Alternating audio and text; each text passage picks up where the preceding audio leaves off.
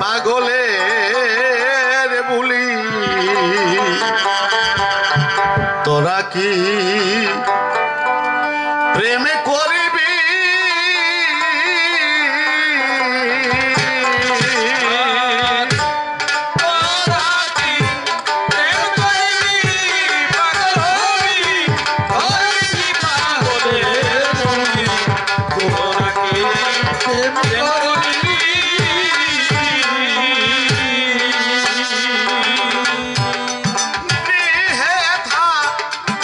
I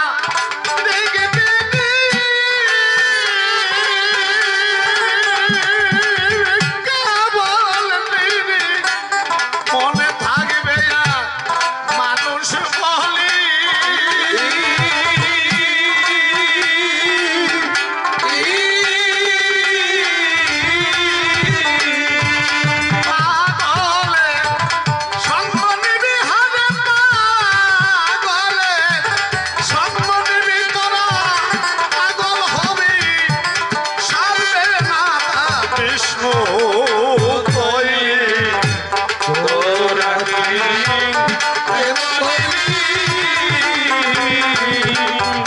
তোরা কি প্রেম কইলি পাগলি কি পাগলে তোরা কি প্রেম কইলি থাকবে না তন্ত্র মন্ত্র মূল মন্ত্র দীক্ষা শিক্ষা কৌপির ধুলি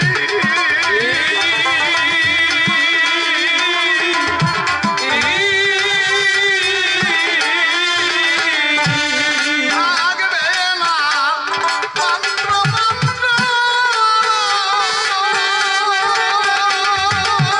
মূল মন্ত্র দীক্ষা শিক্ষা কৌপির ধুলি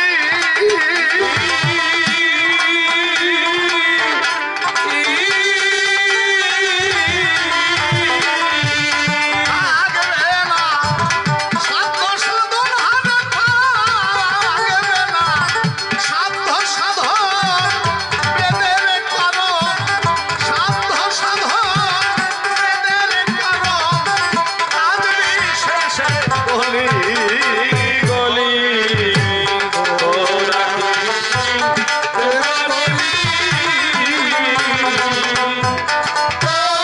কি প্রেম করিবি পাগল হবি হরবি কি পাগলের বুড়ি তোরা কি প্রেম করিবি গোপীদের রাগের ভাজন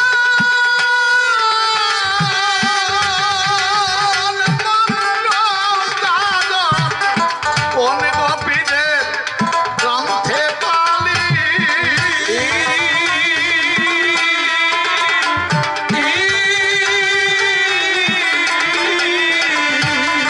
গোপীদের রাগের ভাজন হারে মন্ত্র কোন গোপীদের গ্রন্থে পালি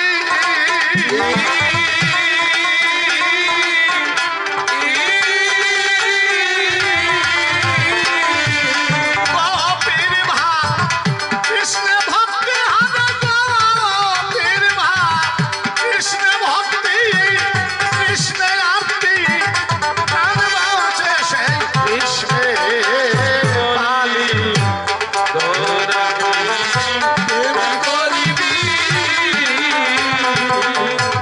তোরা কি প্রেম করিবি পাগল হবি হরবি কি পাগলের বুড়ি তোরা কি প্রেম করিবি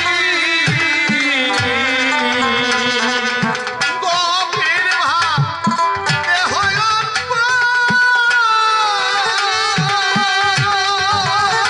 জীবন এ দেহ সেই কৃষ্ণের বলি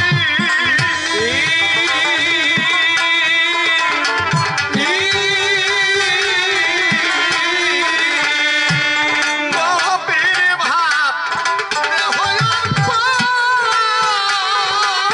জীবন এ দেহ সেই কৃষ্ণের বলি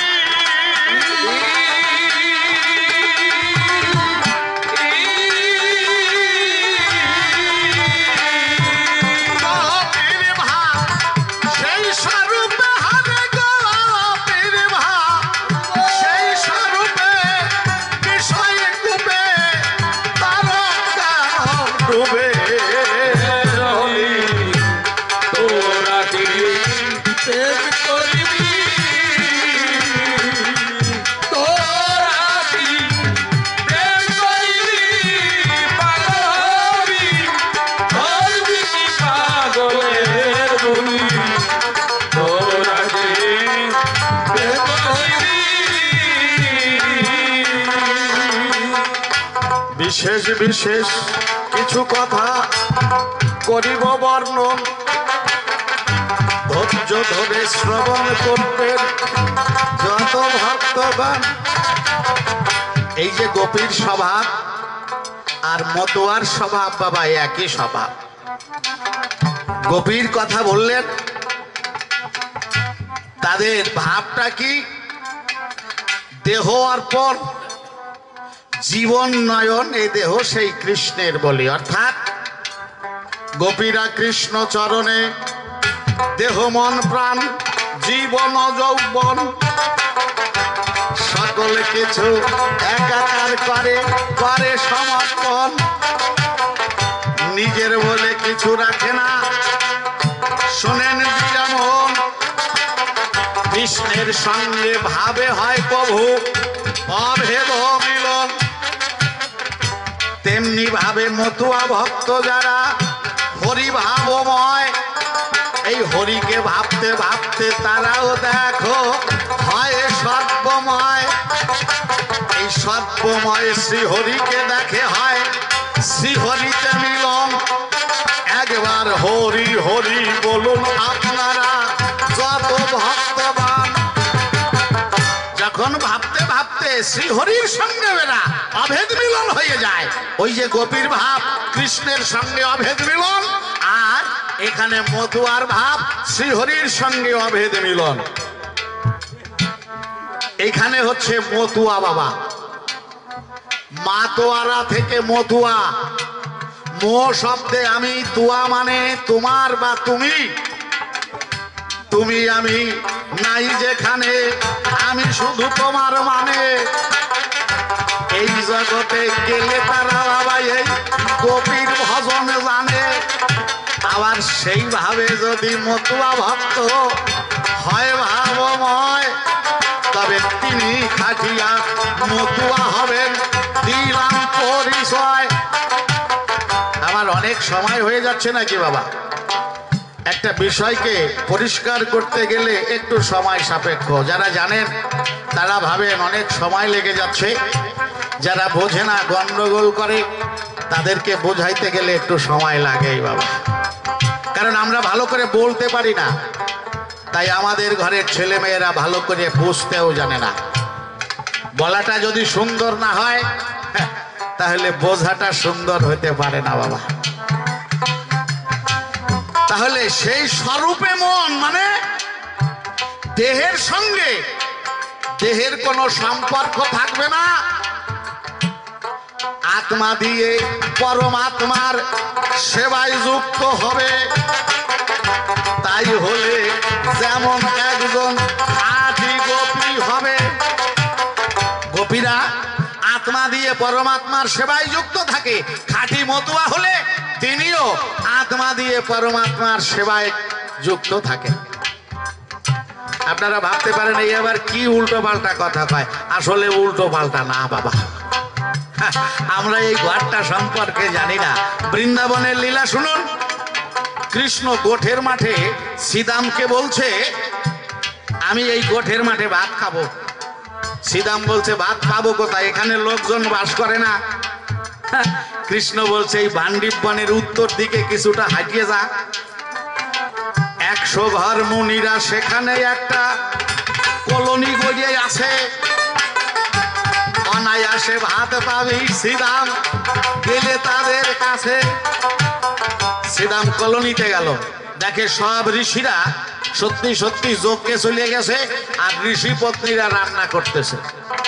শ্রীদাম ভাবলো কোনো কম বয়সী ঋষি পত্নীর কাছে আমি অন্ন চাইব না, পেছনে আমার কলঙ্ক হইতে পারে। যদি কোনো বর্ষীয়সী মহিলা পাই তার কাছ থেকে অন্ন সেবা করে নিয়ে সেবা করব কৃষ্ণ প্রাণ কানাই। ঘুরতে ঘুরতে একটা বর্ষীয়সী মহিলাকে দেখলো। শ্রীদাম গিয়ে মা বলে ডাকলো, মা। মহিলা যদি শুনিল এই মা বলি শব্দ, শব্দেই রন্ধন ক্রিয়া হয়ে গেল জব্দ। মনে ভাবে মুনি ঋষি কারো ঘরে ছেলে মেয়ে নাই, কে মা বলিয়া ডাকলো আমাকে তারে দেখতে চাই। মহিলা পেছনে ফিরে তাকাইয়ে শ্রীদামকে দেখলো, জিজ্ঞাসা করলো, বাবা তোমার নাম কি?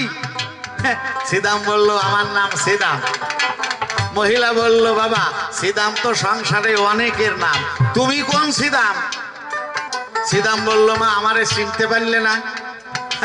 আমি কৃষ্ণ শাখা শ্রীদাম।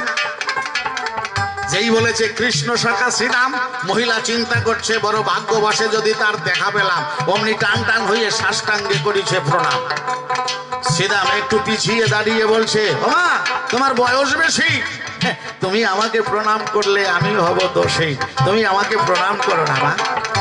মহিলা উঠে বলছে, শ্রীদাম আমি তোরে প্রণাম করি না। শ্রীদাম বলছে, আশ্চর্য তো, তুমি আমার সামনে টান টান হয়ে প্রণাম দিলে আর আমাকেই বলছো আমাকে প্রণাম করো না? বলছে, না শ্রীদাম। শ্রীদাম বলছে, তাহলে কারে প্রণাম করলে মা? মহিলা বলছে, তুমি যে বললে তুমি কৃষ্ণ সখা, বড় ভাগ্যবশে আজ পেয়েছি তোমার দেখা। শ্রীদাম কথা নিও, যে প্রণাম দিলাম তোমারে, তুমি গিয়ে তোমার সখা কৃষ্ণের ধারে এই হতভাগিনী মায়ের প্রণামটা কৃষ্ণের চরণে পৌঁছাইয়ে দিও। শ্রীদাম ভাবলো, বা ভক্তি তো প্রচুর আছে, তাহলে এর কাছে আমি অবশ্যই বাদ পাবো। আমি অপেক্ষা করি। মহিলার রান্না হয়ে গেল। মহিলা খুব ভক্তিতে থালা ভরে অন্ন ব্যঞ্জন নিয়ে চোখের জলে উঠে দাঁড়ালো। শ্রীদাম সামনে এসে বলল, মা দাও তোমার এই অন্নের থালাটা আমার হাতে দাও। কেন? কৃষ্ণ অন্ন সেবা চেয়েছে কিনা, তাই এই তোমার অন্ন নিয়ে আমি কৃষ্ণ সেবা করবো। দাও মা তোমার এই অন্নের থালাটা আমাকে দাও, সেবা করবে কৃষ্ণকে লেশো না। মহিলা বলছে, না রে শ্রীদাম, আমার এই অন্নের থালা আমি তোর হাতে দেব না। দেবা না? না সত্যি তোমার এই অন্নের থালা আমার হাতে দেবা না? মহিলা বলছে, না বললাম তো দেব না। শ্রীদাম বলছে, মা কৃষ্ণ সেবার জন্য অন্নই যদি দেবে না, তাহলে এতক্ষণ যে ভক্তি দেখাইলে সব কি বাউতা ছিল? মহিলা দুই চোখের জলে কেঁদে কেঁদে বলছে, বাপরে শ্রীদাম, আমি তোর কটু বাক্যে বড় ব্যথা পেলাম, তুই আমার মনের ভাব বুঝতে পারিস নাই। শ্রীদাম আমি কেন তোর হাতে অন্নের থালা দেব না জানিস? আমি এই অন্নের থালা নিয়ে কৃষ্ণের কাছে যাব, কৃষ্ণকে আদর করাই, আমার আদর করে কোলে বসাবো, আমি নিজের হাতে ভাত মাখাইয়ে কৃষ্ণের অধরে দিয়ে আমি কৃষ্ণ সেবা দেব। শ্রীদাম বলছে, মা আমাকে ক্ষমা করো, আমি বুঝতে পারি না। শ্রীদাম চিন্তা করছে, আমরা সখারা ভাবতাম আমরাই কৃষ্ণকে সবচাইতে বেশি ভালোবাসি, আমাদের চাইতে বেশি আর কেউ ভালোবাসে না, কিন্তু এই মহিলার যে ভালোবাসা কৃষ্ণের প্রতি, তার কাছে তো পরাজিত হলাম। তাই শ্রীদাম মহিলার পেছনে রওনা হলো। শুধু একা নয়, 100 ঘর মুনিদের শোনেন দিই আমন, অন্ন ব্যঞ্জনের থালা সাজাইয়ে দিল দর্শন। 100 ঘর থেকে 100 মহিলা মুনিপত্নী যারা, তারা সবাই সারিবদ্ধভাবে কৃষ্ণ সেবা দিতে যাচ্ছে। এক ঋষির যজ্ঞ শেষ হয়ে গেছে, উনি আগে এসে সবাইকে বাধা দিয়ে বলছে, এই তোমরা কোথায় যাচ্ছ? সবাই বলছে, আমরা কৃষ্ণ সেবায় যাচ্ছি। কে কৃষ্ণ? জগৎ স্বামী জগৎপতি কৃষ্ণ। ঋষি বলছে, ওসব কথাই চলবে না, সতীর ধর্ম পতি সেবা। তোমরা ঋষি পত্নীগণ আমাদের ঘরের সতী, আর আমরা ঋষিরাই তোমাদের যার যার প্রাণপতি। তোমরা কেবল ঘরে বসে আমাদের সেবা করবা, কোথাকার কোন জগৎপতি কৃষ্ণ, তার সেবায় তোমাদের যেতে দেব না, যাও ফিরে যাও। 99 জন মহিলা বলছে, ও ঋষি, আমরা সবাই তো তোমার বউ না, আমরা তোমার কথা শুনবো না। তোমার যদি দরকার হয় তোমার বউরে বাড়ি নিয়ে যাও, তারে কৃষ্ণ সেবায় যেতে দিও না, আমরা সবাই তোমার কথা শুনবো না। ঋষি রাগে রাগে নিজের বউটাকে বাড়ি নিয়ে গিয়ে ঘরের মধ্যে ঢুকাইয়ে বাইরে থেকে দরজায় তালা দিয়ে বন্ধ করে তুলল। আর 99 জন মহিলা যারা কৃষ্ণ সেবায় গেল, ওই পথের পরে ঋষি পাইচারি করতে লাগলো। কিন্তু 99 জন ঋষি পত্নী যারা কৃষ্ণ সেবাতে যায়, অদূর হইতে সবাই জানো পরিষ্কার দেখতে পায় কোন মহিলা কৃষ্ণ সেবায় আগে এসেছিল। কৃষ্ণকে ভালোবেসে কোলে বসাইয়ে রাখো, কৃষ্ণ সেবা দিল। নিকটবর্তী হয়ে পরিষ্কার করলো দর্শন, যে মহিলারে বাড়ি নিয়ে গিয়েছিল এই তো সেই জন। মানে যে ঋষি তার বউটারে কৃষ্ণ সেবা দিতে দেবে না বলে বাড়ি ধরে নিয়ে গেছিল, রাগে দেখাইয়ে সেই বউটাই আগে এসে সেবা দিচ্ছে। সবাই কৃষ্ণ সেবা সেরে যখন আসলো, ঋষির সঙ্গে দেখা হলো। সবাই বলল, ঋষি চালাকিটা না করলেও পারতে, যদি সহজ পথের কথাটা আমাদের বলিয়ে দিতে, আমরা সবাই তোমার বউয়ের সঙ্গে একসাথে যাইয়ে কৃষ্ণ সেবা দিতে পারতাম। আমাদের কাছে রাগ দেখাইয়া বউটারে ঘরে নিয়ে গেলে কৃষ্ণ সেবা দিতে দেবে না বলে আবার আগে আগে কোন সহজ পথের তারে পাঠাইয়া দিলে। এত চালাকি বলো দেখি ঋষি তুমি কোথায় পেলে? ঋষি বলছে, তোমরা কি বলছো? আমি কিছুই বুঝতে পারছি না। আমার বউ যায় নাই, আমি তাকে ঘরের মধ্যে ঢুকাইয়ে বাইরে থেকে দরজায় তালা দিয়ে রেখেছি। ওরা বলছে আমরা সবাই তো ভুল দেখি নাই, তোমাকে আমরা বিশ্বাস করি না। ঋষির আগের আগে বলছে, এসো আমার সঙ্গে, আমার বউ ঘরের মধ্যে আছে, আমি প্রত্যক্ষে দেখাচ্ছি। সবাই মিলে যখন ঘরের কাছে এলো, দরজা খুলে ঋষি তো লেগে গেল তাক। দেখে যার মানুষ তার কাছে কাছে আবার ব্রহ্মরঙ্গ হলো তাক। মরার মতো বউটা সেখানে পুজে বসে হয়, মাথায় হাত দিয়ে ঋষি কেবল করতেছে হায় হায়। ঋষি ভাবছে, যদি এদের সাথে কৃষ্ণ সেবায় যেতে দিতাম তাহলে এরা যেমন ফিরে এসেছে আমার বউটাকেও ফিরে পেতাম। যেতে দিলাম না বলে সে চিরতরে আমাকে ফেলে চলে গেল। মানে ঋষি ভাবছে মরিয়ে গেছে বউটা। এবার সমস্ত ঋষিদের ডেকে এনে শ্মশানের কাজ করতে হবে। বাঁশের খাট তৈরি করেছে, এখন মরাটাকে তো খাটে তুলতে হবে। 7 জন ঋষি ঘরের মধ্যে মরা তুলতে যায়। অদ্ভুত একটা ঘটনা ঘটিল, শোনেন শুধু কয়। ওরা মরা স্পর্শ করার আগে বউটা উঠিয়া বসিল। ঋষিগণ ভয়ে ডেকে বলে, সবাই চলো চলো চলো। মরারে বুঝতে পাইছে, খবরদার এই জায়গায় থাকলে আমাদের দশা আছে, চল শিগগিরে পালাই। সব ঋষিরা পালাচ্ছে, সাথে নিজের স্বামীও দৌড়াইয়ে পালাচ্ছে। বউটা বলছে, কি গো সবাই দৌড়াইয়ে পালাতে পারে, তুমি যাও কেন? ভাই চুপ কর, তুই মরে গেছিস, তোরে ভূতে ধরছে। বউটা বলছে, না গো না, আমারে ভূতে ধরে নাই। স্বামী ফিরে এসে বলছে, বিষয়টা কি একটু বলতো? বলে, বিষয়টা হচ্ছে বোঝার ভুল।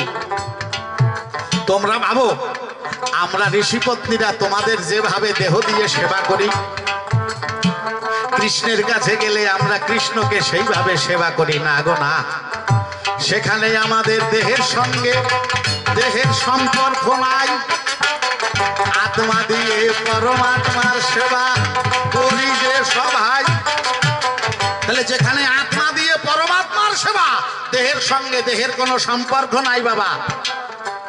এরা সর্বময় কৃষ্ণকে দর্শনও করতে পারে, কৃষ্ণের সঙ্গে অভেদ মিলন হয়ে যায়। তেমনি মতুয়ার বাজারে বাবা জানকীর কথা আপনারা জানেন। জানকী কি করেছিল? কৃষ্ণ চূড়া ফুলের মালা দিয়ে আমার হরিকে সাজায়। একবার হরি হরি বলুন আপনারা, ভক্ত সমুদয়। স্বরূপে নয়ন দিয়ে জানকী বসা যদি ছিল, জানকীর মা সুভদ্রা ভাবে আমার মেয়ের কি হলো। মৃত্যুঞ্জয় ঘরে এলো, সুভদ্রা ডেকে কয়, ওরে মৃত্যুনে তোর ভগ্নি কি হলো, দেখ নাই এই সময়। মৃত্যুঞ্জয় দেখে কিছুটা উপলব্ধি করলো, মাকে বলল, মা আমি ঠাকুরকে একটু আনতে যাচ্ছি, ওরা কান্দি। মৃত্যুঞ্জয়ের স্ত্রী কাশীশ্বরী স্বামীকে ঠাকুর বাড়ি যাবার জন্য সবকিছু গুছিয়ে দিলেন। মৃত্যুঞ্জয় চলে গেল ঠাকুর বাড়ি। ঠাকুরকে প্রণাম করে বলল, ঠাকুর তোমাকে এই সুন্দর কৃষ্ণচূড়া ফুলের মালা দিয়ে কে সাজালো? ঠাকুর বলছে, মৃত্যু নেই, তোর ভগ্নী যমুনা এসেছিল, সেই তো আমাকে ভালোবেসে এই ফুলের মালা দিয়ে সাজিয়ে গেল। মৃত্যুঞ্জয় চিন্তা করছে, আমি তো জানকীকে বাড়িতে দেখে আসলাম, এর মধ্যে আবার এখানে এসে কখন ঠাকুরকে সাজাইয়ে গেল। মৃত্যুঞ্জয় বলছে, ঠাকুর চলো আমাদের বাড়ি। ঠাকুর বলছে, চল, দেরি করিয়ে দরকার নাই, আমি সঙ্গী পাচ্ছিলাম না, তাই তো তোকে আকর্ষণ করে এনেছি। মৃত্যুঞ্জয়ের নৌকায় ঠাকুর আর মৃত্যু নেই, দুইজনে বাবা করেছে গমন। বিলম্ব দেখে সহ্য হয় না মৃত্যুনের মায়ের মন। মৃত্যুঞ্জয়ের মা তার বৌমা মৃত্যুনের স্ত্রী কাশীশ্বরী দেবীর কাছে বলছে, বৌমা খোকা কখন গেল, এখনো তো ফিরে আসছে না, আমার যে ভালো লাগছে না। দেখেন কাশীশ্বরী বলছে, মা আপনি উদ্বিগ্ন হবেন না, আমি এক্ষুনি দেখে আসছি তারা কোথায় আছে, কারণ আমার স্বামী জগৎ স্বামীকে আনতে গেছে, কোনো বিপদ হতে পারে না, কিন্তু কোথায় কি অবস্থায় আছে আমি আপনাকে এক্ষুনি এসে বলছি। মৃত্যুঞ্জয়ের স্ত্রী তখন ঘরেতে ঢুকিল, আসল করে স্বরূপে বাবা যখন নয়নে দিল, ভেসে নয়নে জলে, স্বরূপে নয়নে দিলে শোনেন ভক্তগণে, পরিষ্কার তার জগৎ স্বামী আর তার স্বামীকে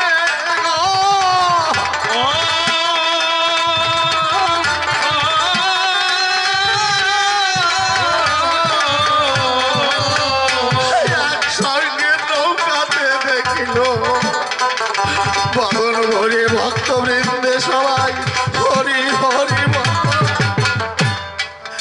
কাশীশ্বরী ঘরের থেকে উঠে এসে শাশুড়ি মাকে প্রণাম করে বলছে, ওমা বরণ ডালা সাজা। আমি দেখে এলাম তালতলা ঘাটের থেকে নৌকা ছেড়েছে, একই নৌকায় জগৎ স্বামী আর আমার স্বামী দুইজন বসে আছে, এখনই ঘাটের নৌকা মিটবে, বরণ ডালা সাজা। কাশীশ্বরীর কথা শুনে সুভদ্রা দেবী নিষ্ঠাবান বৈষ্ণবী, জীবনে হরিচাঁদকে ভগবান বলে মানে নাই, আর চোখের জলে ভেসে ভেসে কাশীশ্বরীর কাছে সুভদ্রা দেবী বলছে, আজ জানকীও দেখলো, আমা তুইও দেখলি, আর আমি অভাগিনী শুধু জীবন ভরে পালাই খেলে গেলাম, আমার কপালে আর কিছু দেখাশোনা হলো না। একই ভাবের ভাবক বৈষ্ণব আর মতুয়া, কিন্তু মতুয়ার স্বভাব কি? ঠাকুর সহজ করে বললেন, লইয়া নিজ নারী ব্রহ্মচারী, সচ্চরিত্র রবে, হাতে কাম মুখে নাম সদা, সত্য কথা কবে, পরপতি পরসতী কভু না স্পর্শিবে, তুমি না ডাকিলে হরি তোমারে ডাকিবে। এত বড় সহজ কথা এমন করে কেউ কোনোদিন ভালোবেসে কাউকে বলে নাই। এবার ঠাকুর এসে করুণা করে আমরা যারা পতিত ছিলাম, যাদের ধর্মের অধিকার ছিল না, অক্ষয় বলেছে নতুন কি দিল ঠাকুর? অক্ষয় নতুন তো হয় না, তবে ঠাকুর কি দিয়েছে জানো? একদল মানুষকে ধর্ম যাজন করার থেকে, আচরণ করার থেকে বঞ্চিত করে রেখেছিল হাজার হাজার বছর ধরে। এবার দয়ার ঠাকুর হরিচাঁদ এসে সেই অধিকার বঞ্চিত মানুষগুলোকে ধর্মের অধিকার দান করেছে। সবাইকে প্রেমের চুম্বকে একাকার করে বলছে, তোমরা হরিনাম করো, কষ্ট করতে হবে না, শুধু বলো হরিবল। বাবা শুধু বললেন হরিবল বলো, ব্রহ্মচর্য রক্ষা করো। এই কথাটা বড় কঠিন বাবা, সহজ শোনা যায়, ব্রহ্মচর্য রক্ষা করা। ব্রহ্মে যিনি বিচরণ করেন তিনি ব্রহ্মচারী। ব্রহ্ম শব্দের অর্থ হচ্ছে আনন্দ। আনন্দ মানুষ কি করে পায় জানেন? আমাদের জীবনের প্রত্যেকটা মুহূর্ত যুদ্ধের মধ্যে দিয়ে চলছে। যে যেটাই করছে সেটাই একটা যুদ্ধ। আমি এখানে গান গাচ্ছি, এটা আমার একটা যুদ্ধ। আপনারা শুনছেন, এটাও আপনাদের একটা যুদ্ধ। যদি গান কেউ গানের মতো গাইতে পারে তাহলে মানুষের কাছে তার জয়ধ্বনি ওঠে, অর্থাৎ জয় হয়। জয় হলে আনন্দ। আমি গান গাচ্ছি, সবাই যদি বলে না সরকার বাবু ভালো গান করেছেন, আমার আনন্দ হবে, তাই না বাবা?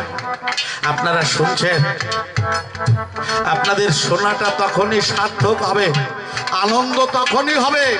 আপনার মনের মধ্যে যে দ্বিধা দ্বন্দ্ব বাসা বেঁধে আছে, যদি ভক্তি ভরে শ্রবণ করতে করতে সেই দ্বন্দ্ব, সেই প্রতিহিংসা, অন্ধকার যদি দূর হয়ে যায়, যদি শ্রীহরির জন্য ভক্তির উদয় হয়, তাহলে আপনার শ্রবণ সার্থক হবে, আপনার একটা জয় হবে, আপনার একটা আনন্দ হবে।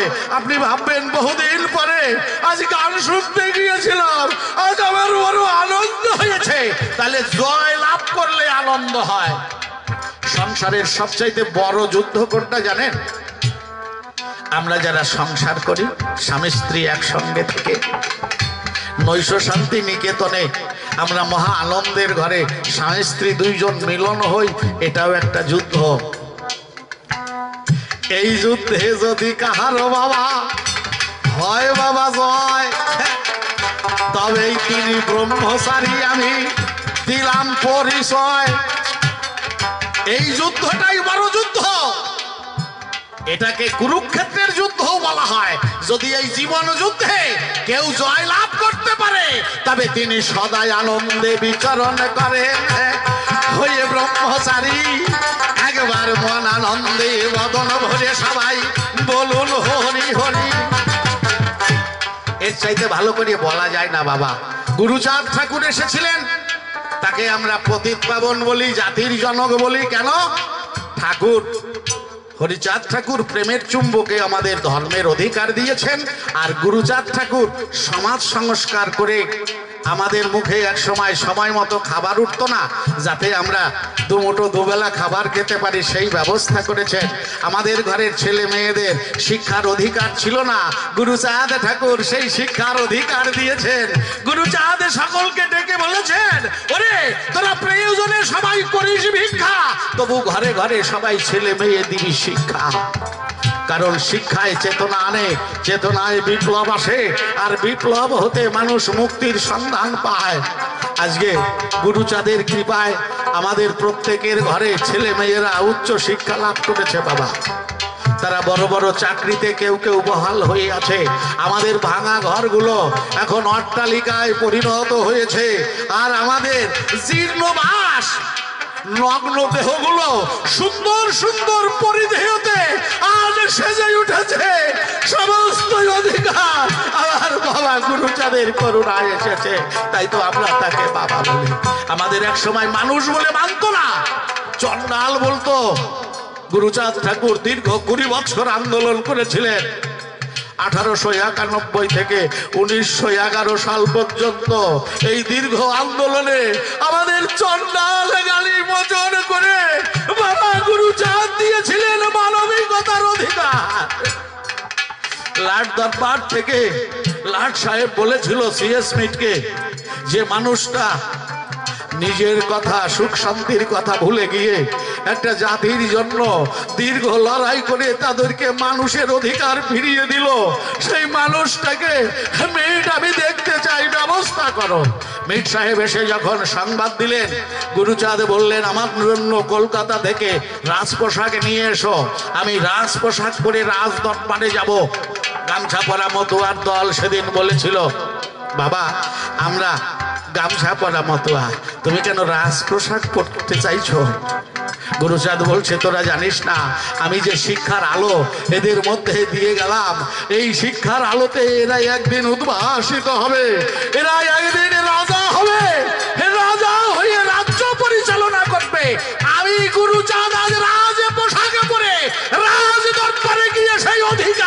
যাব। এই জন্য আমরা তাকে জাতির জনক বলি, রাজর্ষি গুরুচাঁদ বলি, আরো অনেক কথা বাবা। তবে আমার বক্তব্য একটাই বাবা, এই যে আমাদের মধ্যে যত হিংসা হিংসি আছে, আমি সকলকে বলবো বাবা, এই হিংসা হিংসিটা যেন আমাদের মধ্যে না থাকে। আমরা গন্ডগোল করি, একটা মূল্যবান কথা শুনুন, আমরা গন্ডগোল করি, দোষ দেই ব্রাহ্মণের, আমরা গন্ডগোল করি, দোষ দেই বৈষ্ণবদের, দোষ দেই কৃষ্ণ ভক্তের। গন্ডগোল করছি কারা? ভালো করে দেখবেন, হ্যাঁ, আমরাই ভাই ভাই, মামা তো ভাই, জেঠ তো ভাই, পিস তো ভাই, কাকা তো ভাই, ভাই ভাই গন্ডগোল হচ্ছে বাবা। কিন্তু মাঝখান থেকে বলে ফেললাম কি না, এই গন্ডগোল ব্রাহ্মণেরা বাধাই দেশে না। আমার বক্তব্য, আপনাকে আচার মালা পড়তে হবে, ডাঙ্কা পিটাইয়ে হরিনাম করতে হবে, এইটা আমি জোর গলায় বলবো না। আপনার যেটা ভালো লাগে আপনি সেইটা করুন। যদি তুলসীর মালা নিয়ে কৃষ্ণ ভক্ত হয়ে আপনার আনন্দ হয়, আপনি কৃষ্ণকে ভজন করুন। আমার ঘরের যারা ভাইয়েরা, মামাতো ভাই, পিস্ততো ভাই, কেউ বৈষ্ণব মতে আছে কৃষ্ণ ভক্ত হয়ে, আমরা কেউ হরির মতে আছি, এটা বড় কথা নয়। কেউ কালী ভক্ত, কেউ শিব ভক্ত আছে, এটাও বড় কথা নয়। কিন্তু এই যে আমরা যে ধর্ম যাজন করার অধিকারটা পেয়েছি, যারা আমরা হরিনাম করছি, এটা যেমন হরিচাঁদ গুরুচাঁদের দয়ায় পেয়েছি, এইটা মনে রাখতে হবে। আমার যে ভাই আজ ধর্মের অধিকার পেয়ে কৃষ্ণ ভক্তদের সঙ্গে মিশে সেখানে গুরু হয়েছে, গোসাই হয়েছে, এই গুরু গোসাই হয়ে ধর্ম যাজন করার অধিকারটাও গুরুচাঁদের কৃপায় এসেছে বাবা। যদি গুরুচাঁদ না আসতো তাহলে আমার ঘরের আমার ভাইয়েরা কিন্তু অন্য দলে গিয়ে গুরু গোসাই হইতে পারতো না। এই জন্য আমি সকলের জন্য বলবো, তোমরা যে যার ভজন করো, কোনো আপত্তি নাই, কিন্তু যেখানে হরিচাঁদ গুরুচাঁদের বন্দনায় আর পূজার আয়োজন হয়, শ্রদ্ধা ভরে সেখানে মিলিত হবে সর্বনায়। আমরা যেন পরস্পর ভ্রাতৃত্ববোধ জাগাইয়ে রাখতে পারি। একবার বদন ভরে ভক্তবৃন্দে সবাই বলুন হরি হরি, যেন গন্ডগোলে আমরা জড়াইয়ে না পড়ি। আচ্ছা বাবা, এইবার একটা কথা বলবো বাবা, আপনাদের এই মধ্যপাড়ার অনুষ্ঠান কয় বছর হচ্ছে? এবার দিয়ে 3 বছর, এবার দিয়ে 4র্থ বৎসরে পদার্পণ করেছে এরা। এবার